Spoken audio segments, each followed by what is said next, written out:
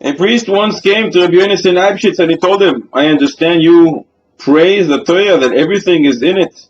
Everything is hinted to in the Torah. Where is it hinted in the Torah that you're not allowed to believe in that man? And Rabbi Bnei Menashe Jews told him it's a pasuk in Parshas RAV. The pasuk says, Ki esischa achicha ben imecha.